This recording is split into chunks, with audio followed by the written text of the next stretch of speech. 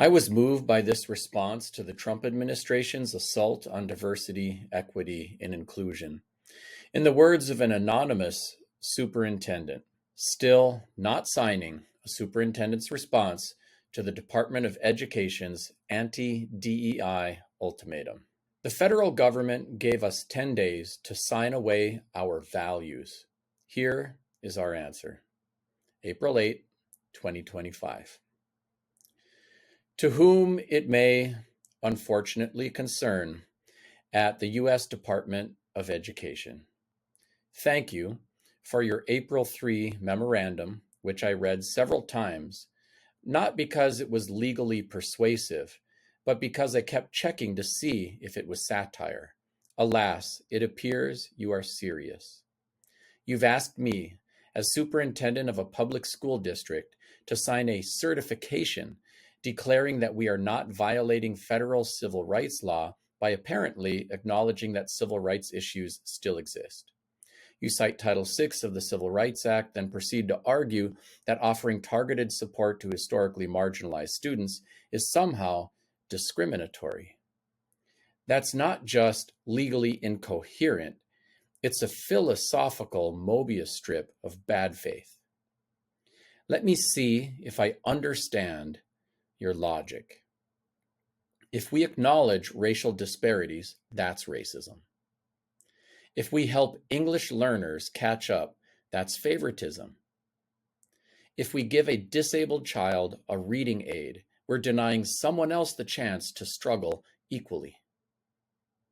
And if we train teachers to understand bias, we're indoctrinating them. But if we train them to ignore it, we're restoring neutrality. How convenient that your sudden concern for equal treatment seems to apply only when it's used to silence conversations about race, identity, or inequality. Let's talk about our English learners. Would you like us to stop offering translation services during parent-teacher conferences? Should we cancel bilingual support staff to avoid the appearance of special treatment? Or would you prefer we just teach all content in English and hope for the best, since acknowledging linguistic barriers now counts as discrimination?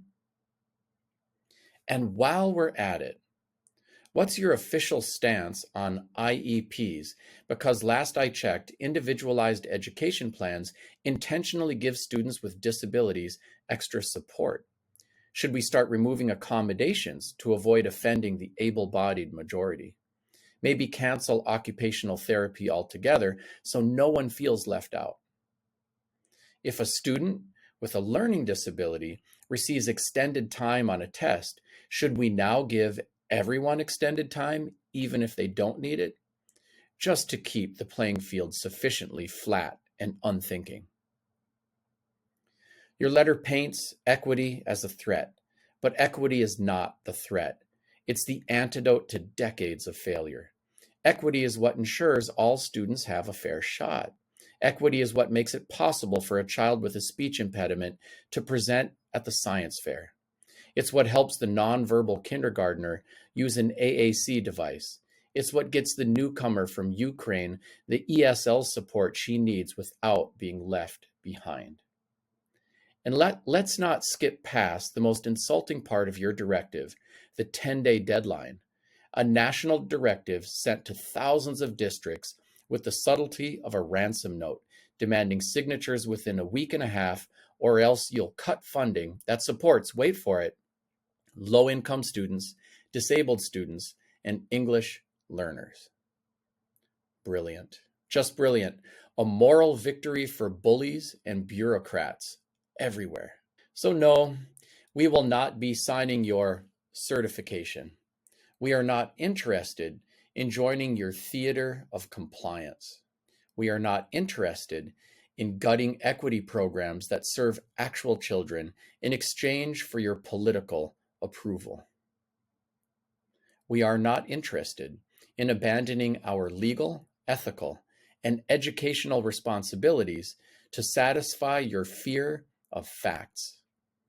We are interested in teaching the truth.